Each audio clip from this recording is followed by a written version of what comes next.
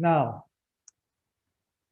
brothers and sisters, welcome back to this discussion on the book of Revelation. This is the 13th session, and we have one more to go. And we are on the last two chapters of Revelation, chapter 21 and 22. And we're going to talk about the new heaven and the new earth. Now, we have gone through a rather tortuous path to reach the city finally. And so let us talk about this. First, God created the world good, but then Revelation tells us the redemption is somehow necessary. So we have that kind of discrepancy answered or addressed in the seven seals. And the explanation is that the intended stewards have misbehaved, bringing disasters to the world. And yet, God continues to work. God has not relented. So that's the message. Yet, the seven seals talk about humans. And humans are being called by God to reverse the destruction on creation. But that is not enough. We still see great destruction on earth, and it's caused by people. Now, I have to emphasize that again. Caused by people, not God, because a lot of people would attribute that to God, the destruction. But it's caused by people deceived by Satan. And the solution is Jesus, is the Lord of the Sabbath. And that is in the seven trumpets. So that is the highlight of Revelation, the Lord of the Sabbath. Thereafter, in the next, 8 chapters, from chapter 12 to chapter 19, we see that Jesus is leading his saints to claim his seminal victory, to concretize his seminal victory and beat back Satan and his followers.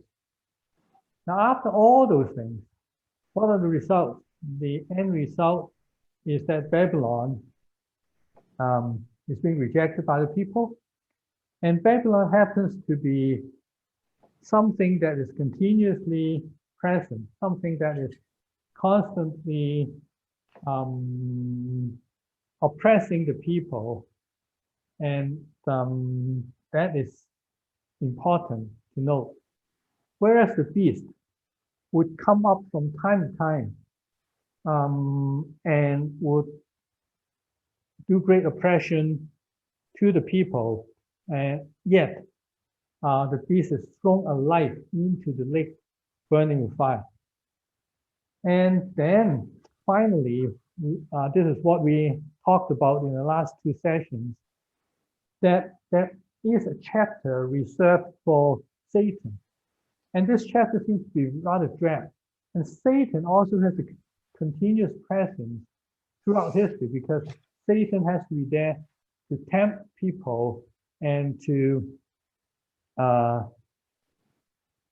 let people make a decision for or against God. But eventually, according to chapter 20, Satan is being thrown into the lake of fire. And after this very drab chapter of Revelation 20, the earthliness is eventually back in the city. Because in chapter 20, we don't see all these earthly things. There's no trees, there's no very little description of what happens on this earth, all this variety that we see on this earth. But in chapter 20, it seems that some of this description is coming back. Okay, so now let us take a look at this new city in chapter 21 and 22.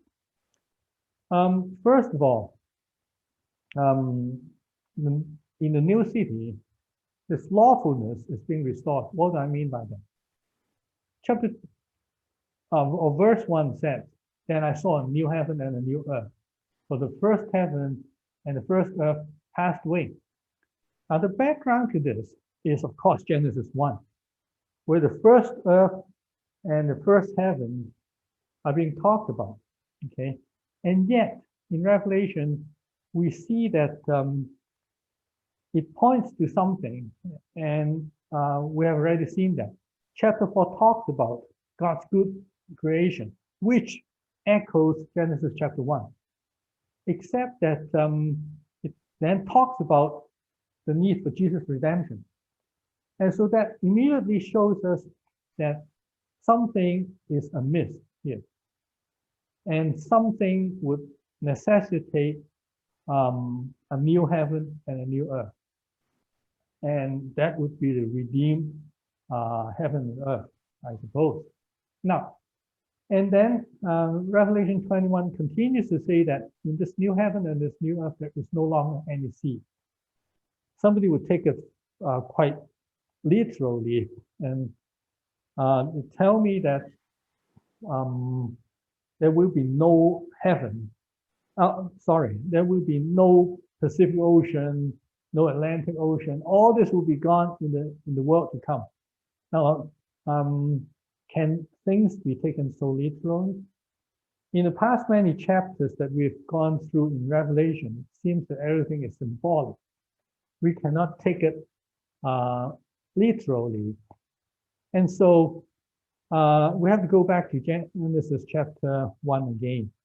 There we see that the earth was a formless and desolate emptiness, and darkness was over the surface of the deep. What is the surface of the deep? And the Spirit of God was hovering over the surface of the waters.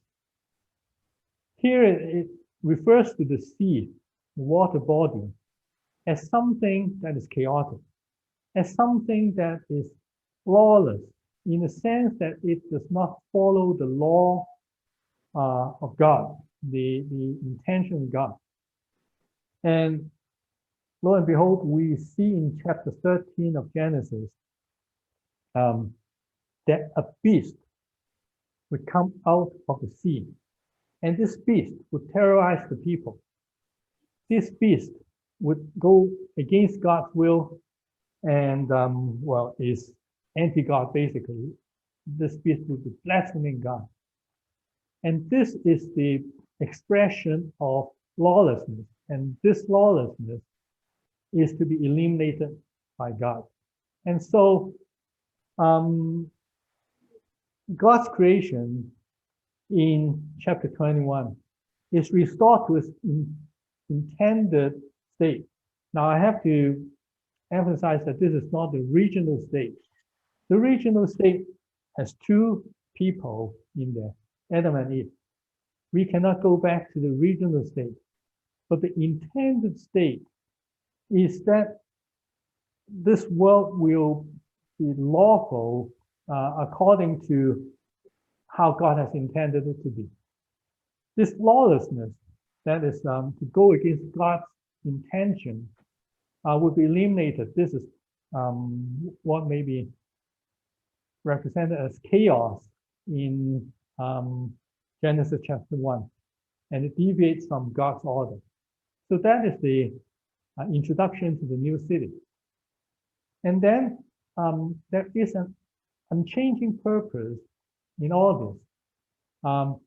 In Revelation 21, again, we see that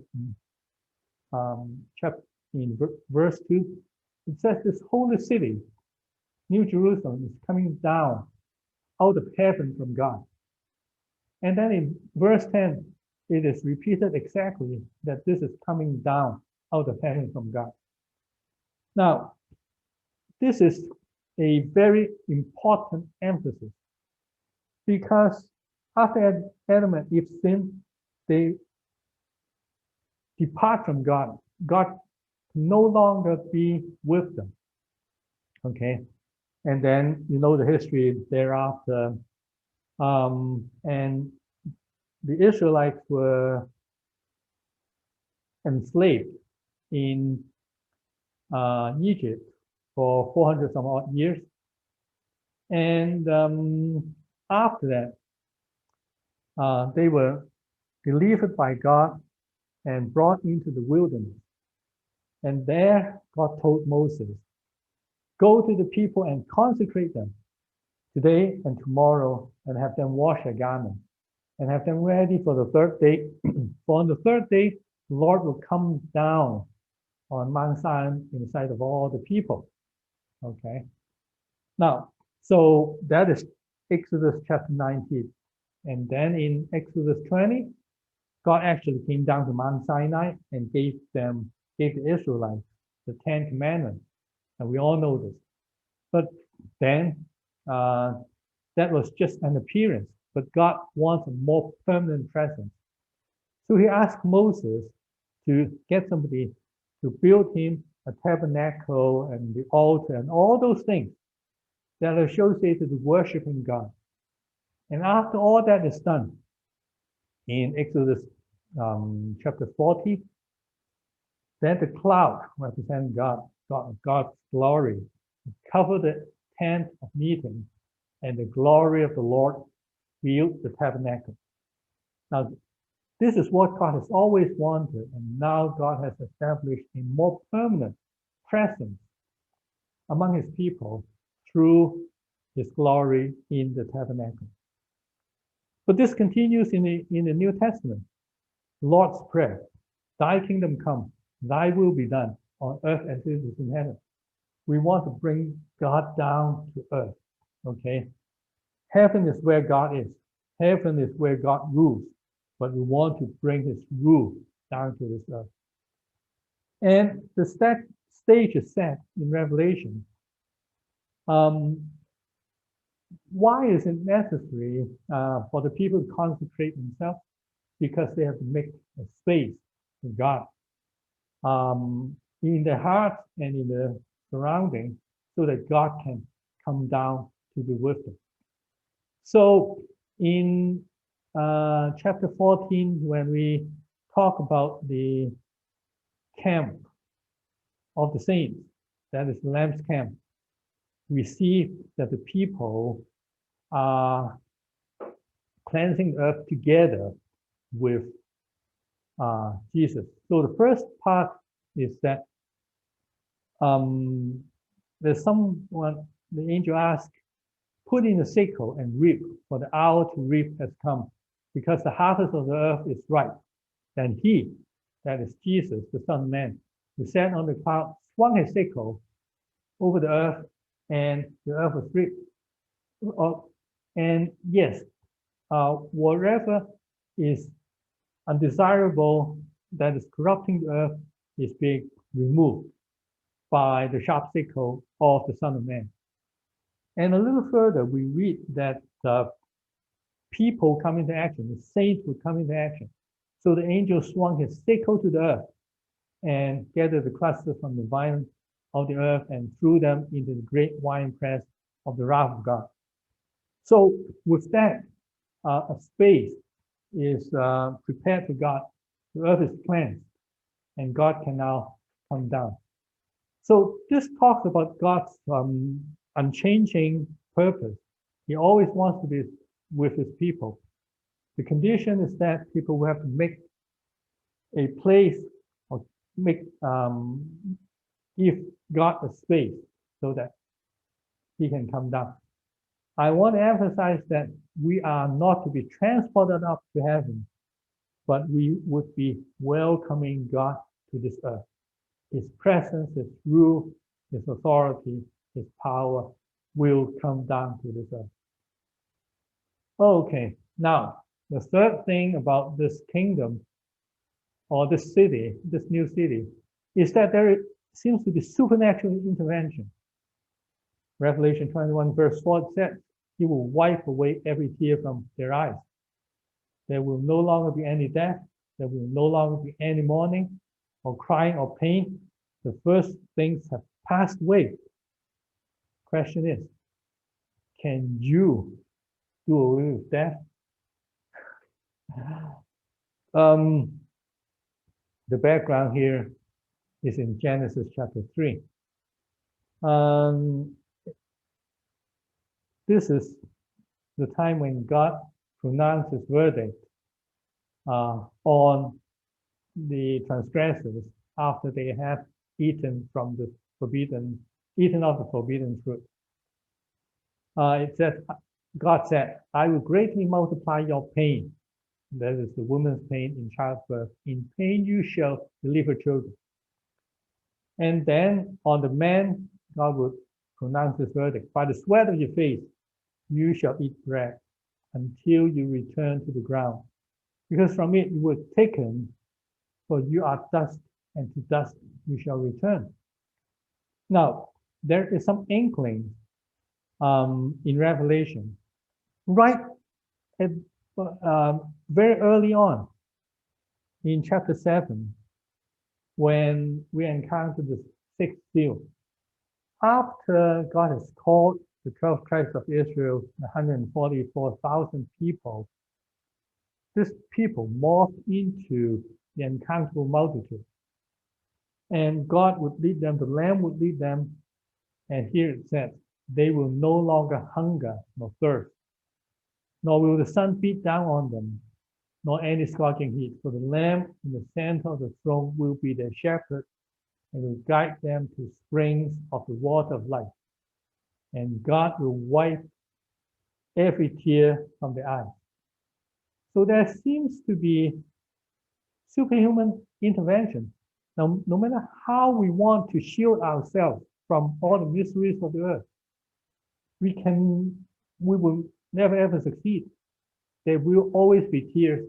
There will always be pain on this earth, and we see no way out. And it seems that Revelation 21 tells us something that is beyond our ability to bring about. And this would indeed contrast with what follows in the other description of the city in this chapter, in chapter 21. Is this physical or symbolic? Now, I'm not doubting that there will be a resurrection, because Jesus is our prototype. He has resurrected and we will resurrect. But is this talking about real resurrection? Death is no more, but no more death is not equivalent to resurrection. Again, I just want to emphasize that I am not denying resurrection.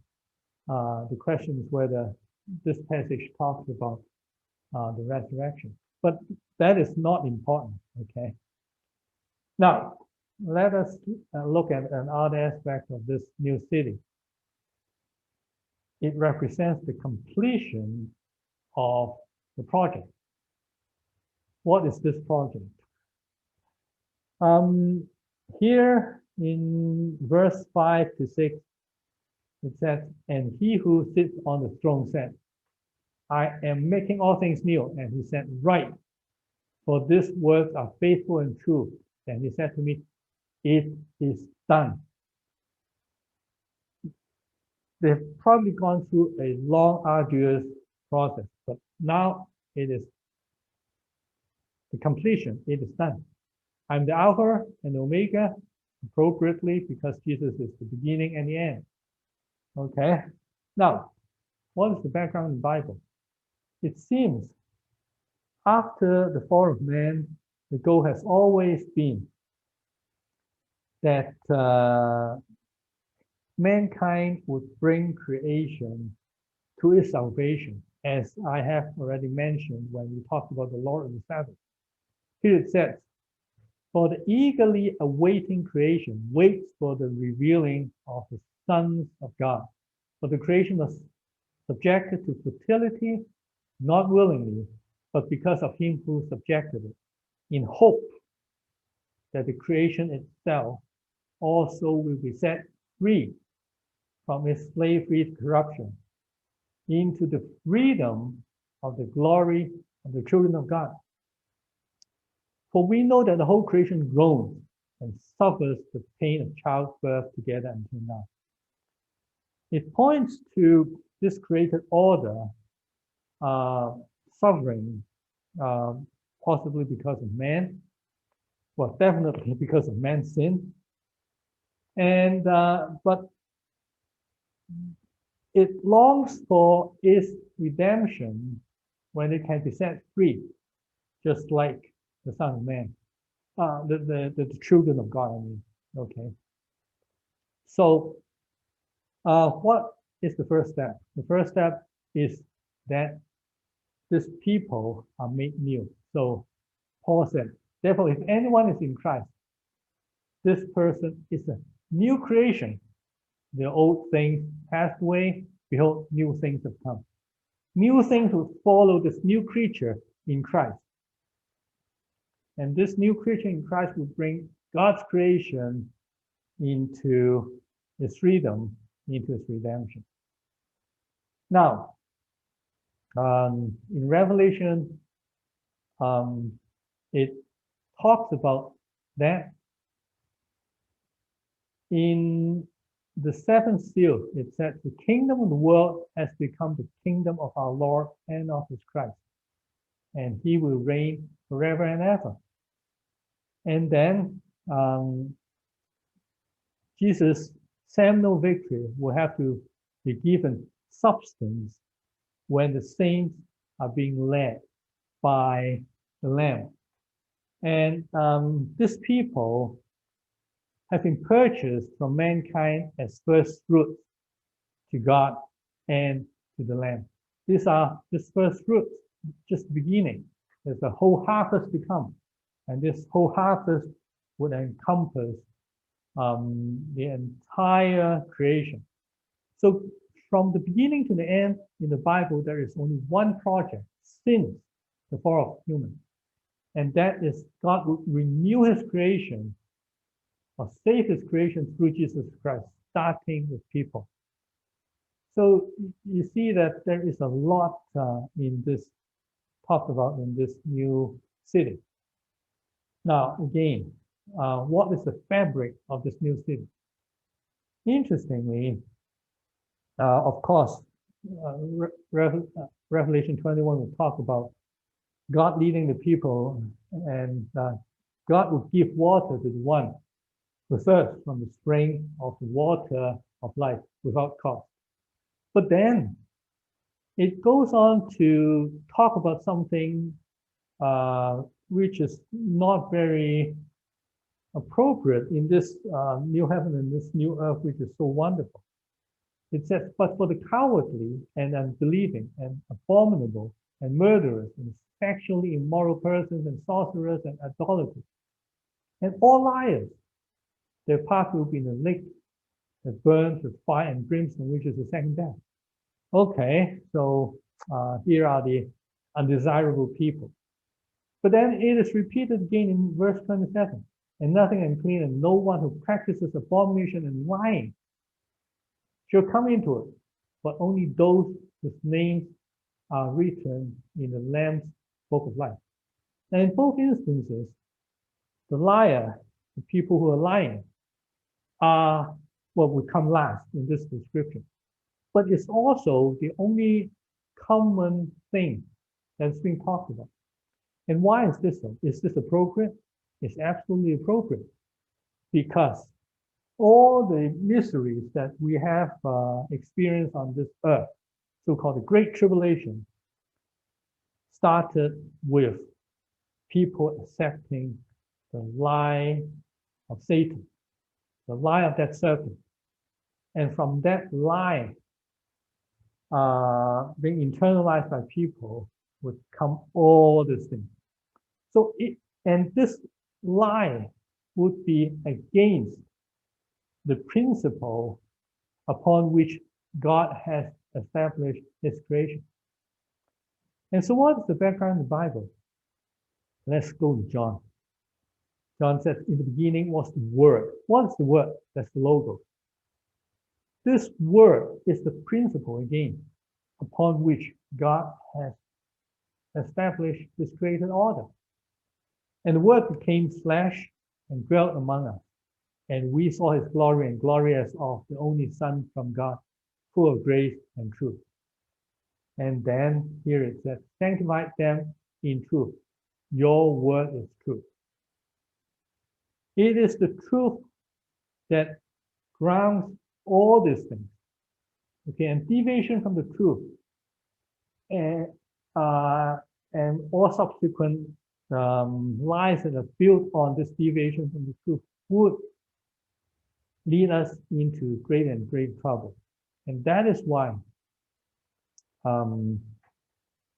lying is all, I think, single out here as the root of evil, almost all evil. And so what is the counteroffensive in Revelation 21? In Revelation, when God chooses people, these people, the brethren, overcame Satan because of the blood of the Lamb, because of the word of the testimony, and they did not love their life even when faced with death. These are the people who would hold to God's truth. And no lie was found in their mouth. They are blameless. These are the people who would hold on to the truth at all costs. They do not lie. And that would be the antidote to Satan's lie. So truth is the hallmark of those following Jesus. And it's the fabric of the city, right? So now, let us ask something interesting. In Revelation 21, verse 9, it says, then one of the seven angels who had the seven bowls full of the seven last plagues came and spoke with me, saying, come here, I'll show you the bride, the wife of the Lamb. My question here is, we have encountered so many angels before. Why is it not one of the seven angels who sound the trumpet showing John the city?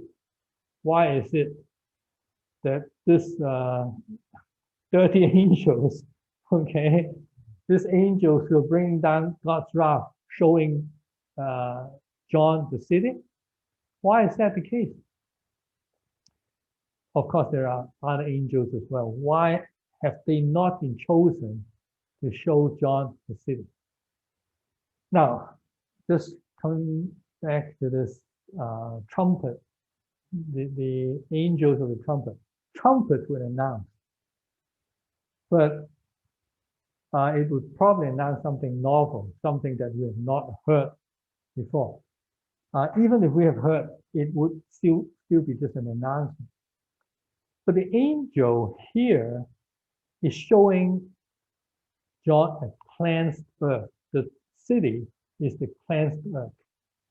It is not something that comes out of nothing, okay? What we call ex nihilo creation. It's not a new creation.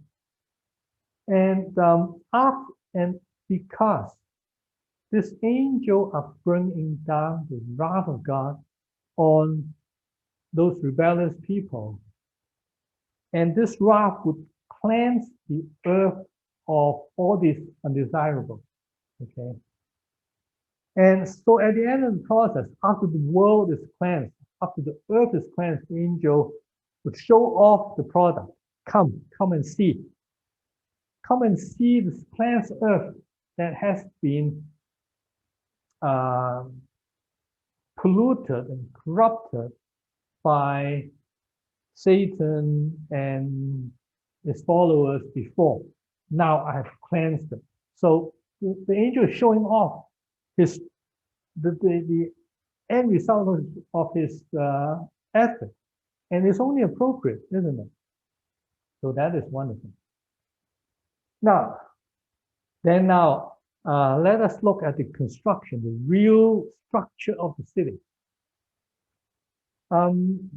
There is a lead up to this, because in the Old Testament, it talks about a city that is very, very similar to what John is describing. And John is actually quoting from Ezekiel. Ezekiel 48 tells us that on the north side of this square city, okay, 4,500 cubits by measurement, and then there shall be the gates of the city, named for the 12 tribes of Israel. 3 gates facing north, and the gate of Reuben, dot, dot, dot, dot, and in the end, there are 3 gates in every direction. And it ends with Naphtali, the last tribe of Israel. Okay. Now, here in Revelation 21, we see that the city has a great and high wall with 12 gates, exactly the same as what we've seen in Ezekiel.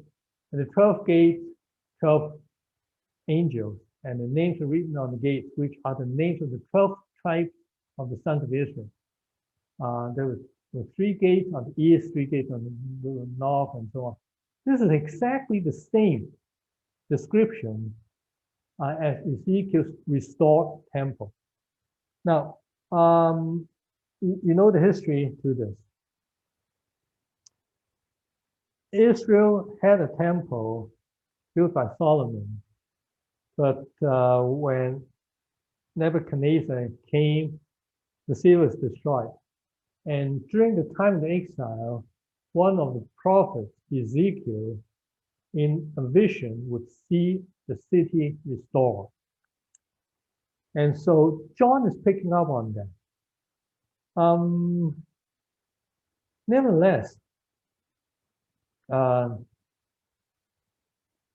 this vision of Ezekiel and also the vision of John is not actually pointing to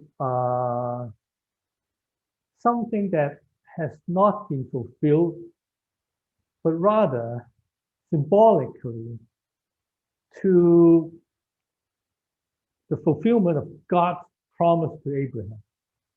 Because it says here in Genesis chapter 12, God told Abraham, or Abram at the time, go from your country and from your relatives, and I will make you into a great nation. And I'll bless you, and in you all the families of the earth will be blessed.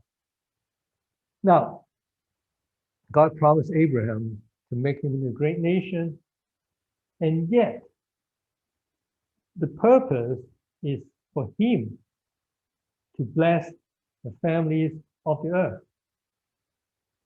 It is not for him to hoard all this blessings to himself. Okay. And when God gave Abraham 12 sons, or the descendants of Abraham, 12 sons, then this is a fulfillment of God's promise to Abraham, because that was the beginning of the nation of Israel. And yet, we find something rather interesting. After the description of gates, then the foundation is described. And the wall of the city had 12 foundation stones. And on them were 12 names of the 12 apostles of the Lamb. Now, this is interesting because it reverses the chronological order. If you want to build a city, you cannot build the gates or the walls without the foundation. But the gates and the walls are being described first, and then the foundation. So it follows the order that it appears in the Bible versus 12 tribes of Israel. And then Jesus came and had 12 disciples, 12 apostles, and that become the 12 foundation stones. So in a way, despite the precedence of the 12 tribes of Israel, the foundation is not the 12 tribes of Israel. They came first, but it is not the foundation. The foundation is laid by none other than Jesus. And Jesus had these 12 apostles that were propagate the message of salvation. Okay. And so here is an enigma solved. There's 12 gates on the city wall representing the 12 tribes of Israel, together with the 12 apostles, would make up the 24 elders. And what are elders? Elders are just forebears, okay? Fathers that would be leading the direction. And I think that is quite non-controversial, that the 12 tribes of Israel together with the 12 apostles would be the 24 elders. Now, then let us take a look at the operation of the city. Again, you just go back to Ezekiel chapter 46.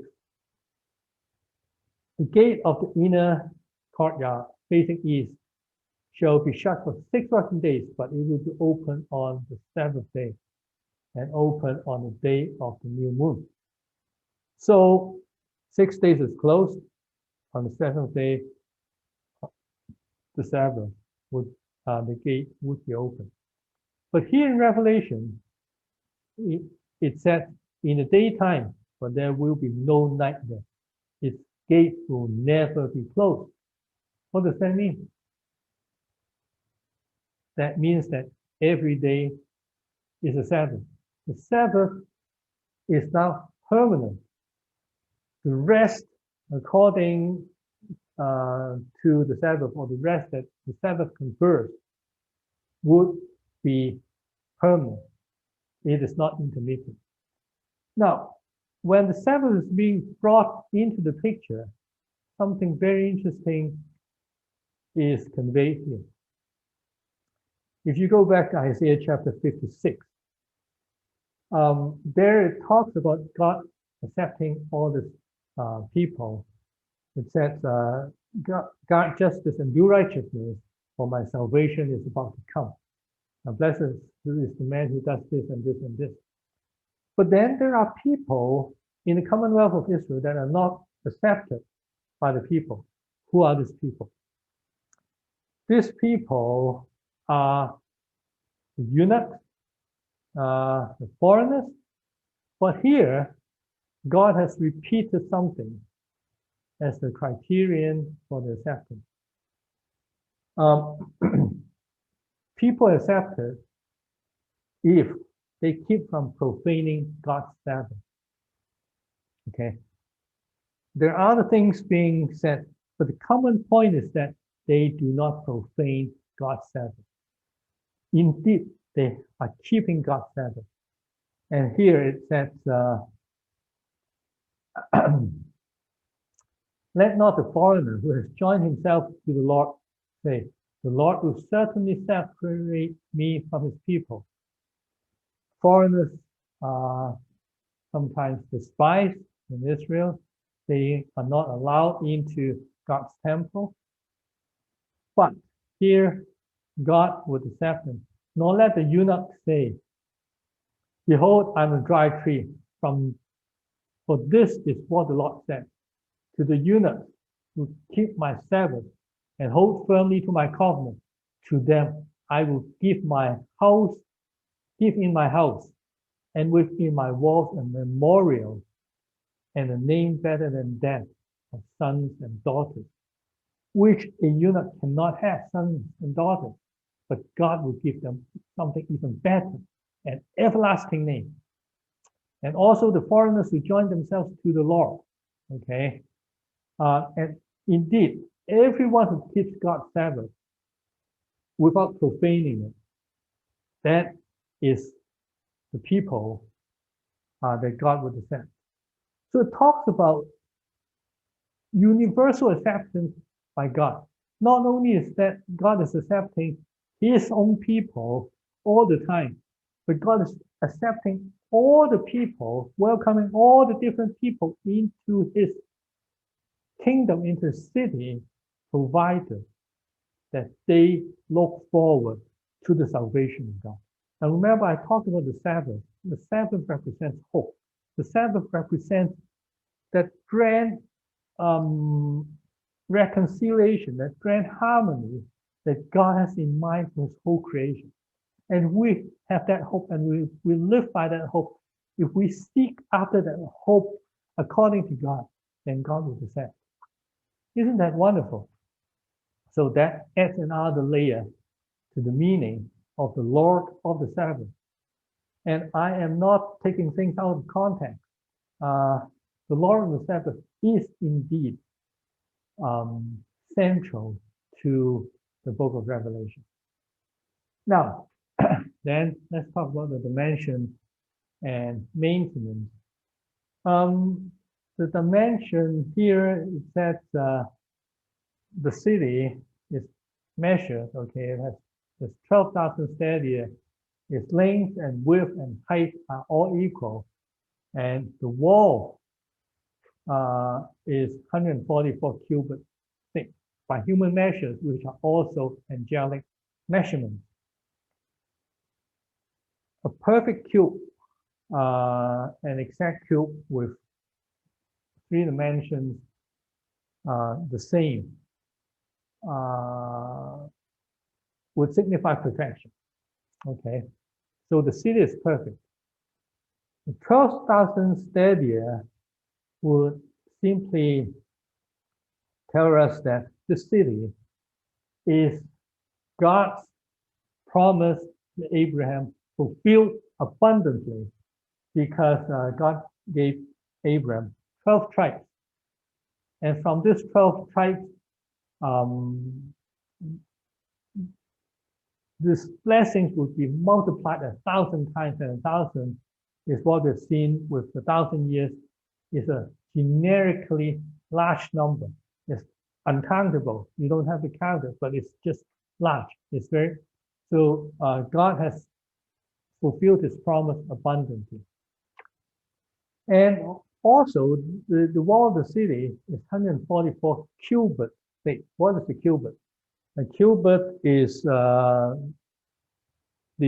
measure based on the length of, as measured from fingertip to the elbow, about 18 inches, depending on how big or tall you are.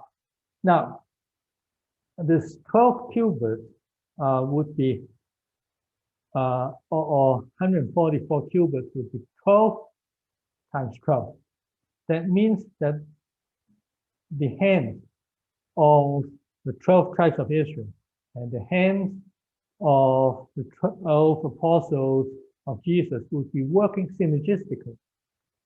If they are working just one on top of the other, then it would be 24. But if the works are being multiplied, okay, because there is so much interaction, then it will be 144. That is when people, when the followers of Jesus and the apostles of Jesus would live out the law and the prophets in the Old Testament based on Jesus' foundation, that would be a synergistic effect. And that would be the dimension of the city, that would be the construction of the city. And then God would accept the measure as a human and angelic measure. Angelic measure would represent God's standard, and human measure would represent what human convention. And I'll come back to this point a little later. And then let's look at the maintenance of the city. The nation will walk by its light, and the kings of the earth will bring their glory into it. And they will bring the glory and honor of the nation into the city. Now, who are the kings of the earth? Well, these are the kings that have reigned with Christ. And where do we see that?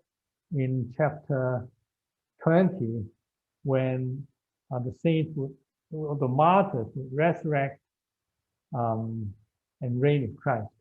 And these are in contradistinction to the kings from the east, which would try to reclaim the paradise and tree of life without God, and they failed, okay? And they incurred God's wrath. But these kings of the earth here would be those who are living according to God's precepts, glory and honor. What is glory and honor? Glory would be the expression of human creativity in this context. Because if you know in the temptations that Satan proffered to Jesus at the beginning of Jesus' ministry, the devil, that is Satan, took him up to a very high mountain and showed Jesus all the kingdoms of the world and their glory. Now, what is this glory? This glory is nothing but what people have built, what people have created through the creativity that God has given them. Okay? Now, and then the holy city would represent paradise lost in Genesis and paradise regained in Revelation. In Genesis chapter 2, we see the tree of life. And then when God pronounces judgment on the man, he said, "Cursed is the ground because of you. With hard labor you shall eat from it all the day of your life." And then at the end, God saw that the man has become like one of us, that is God, knowing good and evil. And now this man might reach out with his hand and take fruit also from the tree of life and eat and live forever. Therefore, God, the Lord God, sent him out of the Garden of Eden to cultivate the ground, from which he was taken. In Revelation, there is a reversal. In chapter 22, and God showed me a river of the water of life, clear as crystal, coming from the throne of God and of the Lamb in the middle of the street. On either side of the river was the tree of life, which has now reappeared. And it is bearing 12 kinds of fruit, yielding its fruit every month. And the leaves of the tree were for the healing of the nation. And there will no longer be any curse, and the throne of God and of the Lamb will be in it, and his bondservant will serve him. Now, it is important to note that now cultivation, forcing the land to produce for you, has stopped. People there do not have to toil, do not have to labor, do not have to sweat in order for the land to bring forth food for them, okay? The tree of life will spontaneously bear 12 kinds of fruit according to the season, okay, yielding its fruit every month. And man is no longer removed from the Garden of Eden to cultivate the ground. The ground is in harmony with man, and there will no longer be any curse. As you know well, the curse on the ground was the result of their rebellion. Now they have returned to God. Harmony is being established. And that is the fulfillment of the sabbatical year cycle.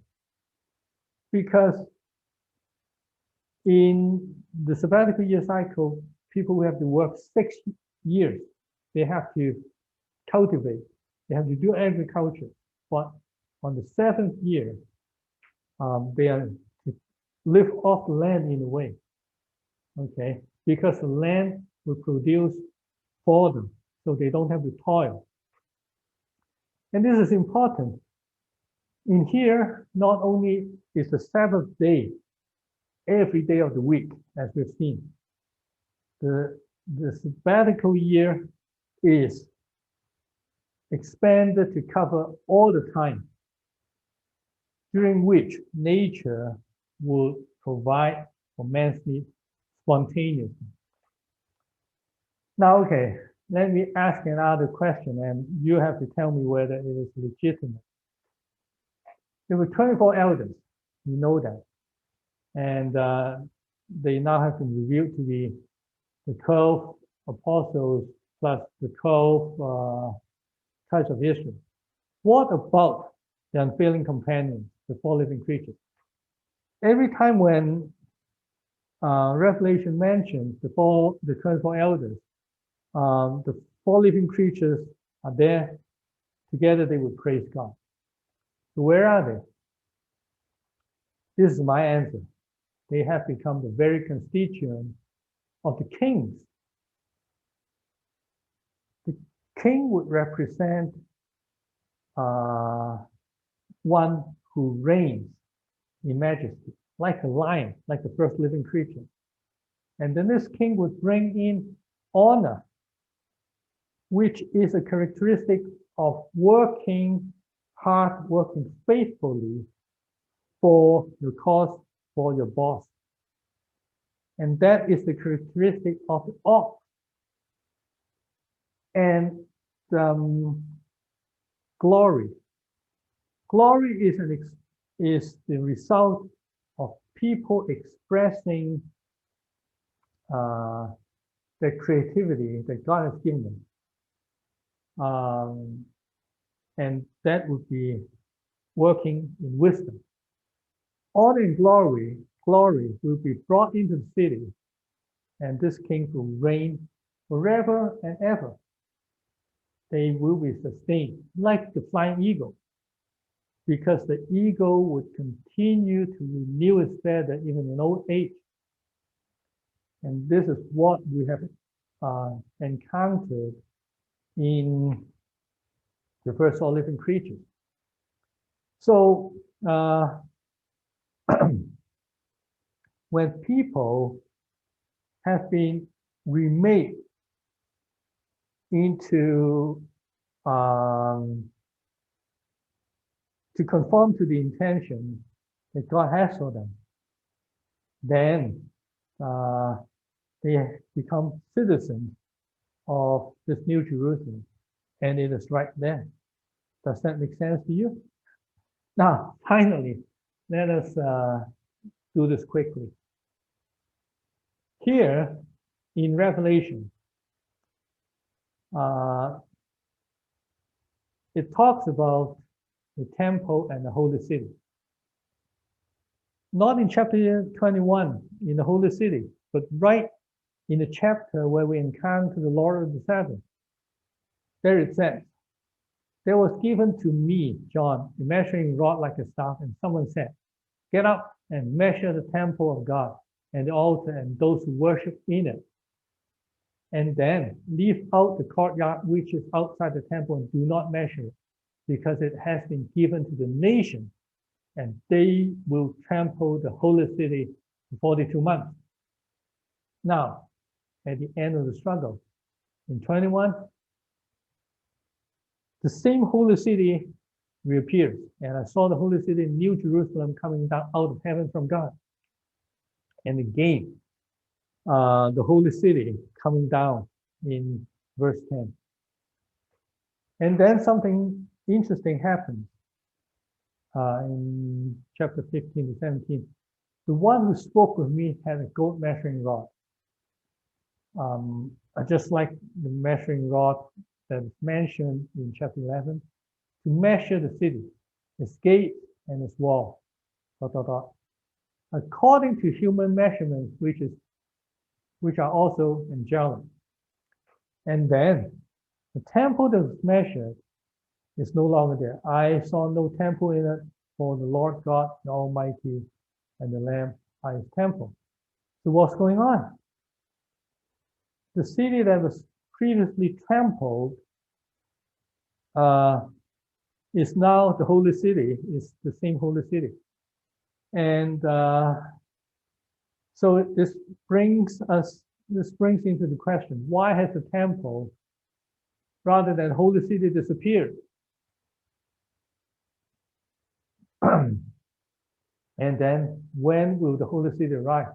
So let us answer this question. Why has the temple disappeared rather than the holy city? Now, in both places, in chapter 11 and 21, it's the same exact wording, holy city. History of the holy city is that it is a place where people would conduct their daily mundane activities. That's the characteristic of a city. Okay, it was originally trampled by the nations, and the people have no regard, despite the fact that they are living in the holy city, they have no regard for the holy city, so they trample the holy city. But eventually, after an arduous journey, the same holy city is seen coming down from heaven. What about the history of the temple? The temple is a place where people go and worship God. But its function is taken over by God and the Lamb in the city. And the temple will disappear. So now people go to the temple on certain occasions, but they don't live there. They spend most of the time outside in the city, going through the daily chores, eating, drinking, celebrating,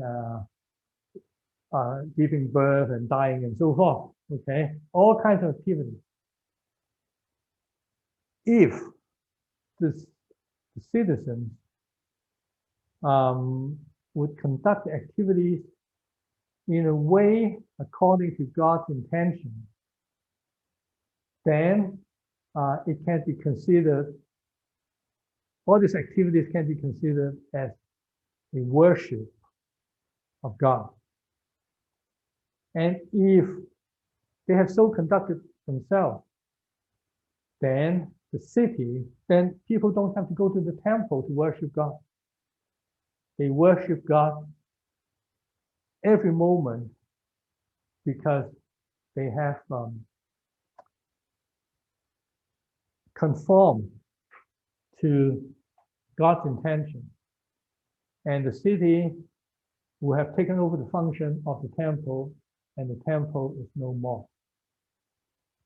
The temple is being taken over, would be replaced by God and the Lamb, which has pervaded the city and would be what impels the people to live according to God's intention. In that case, the sacred is made worldly, and the world is made sacred when God is honored everywhere, all the time.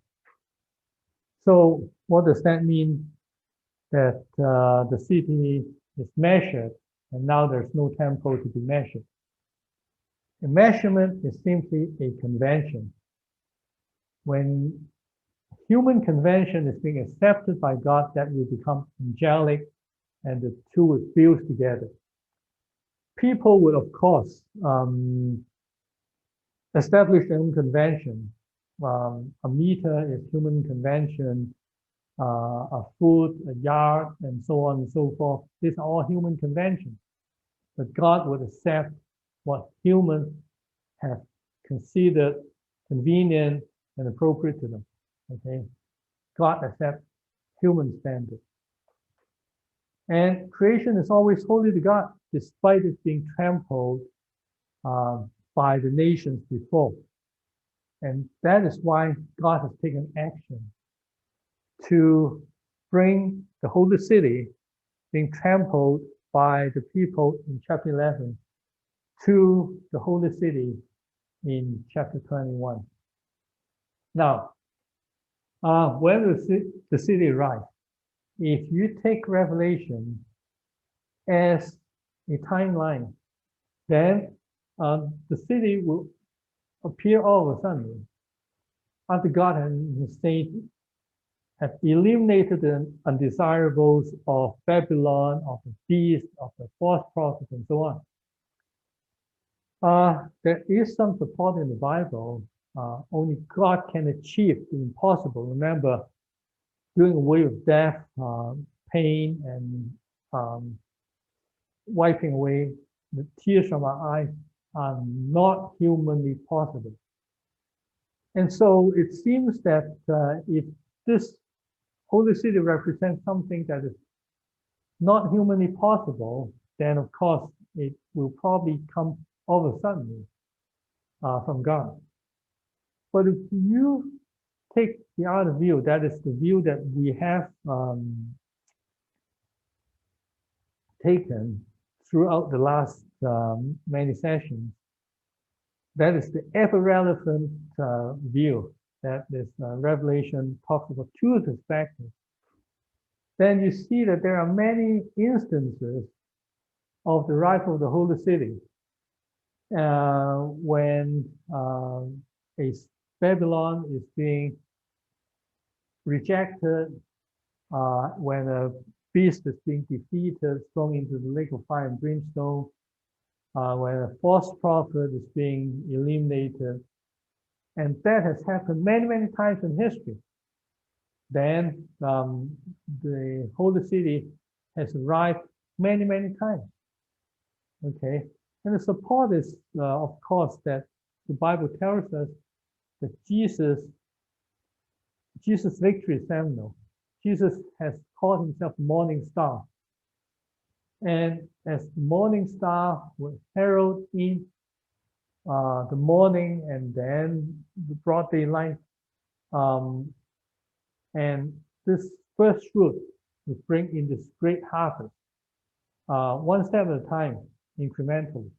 Okay, and so there are two ways of looking at the city, but the two are not mutually exclusive.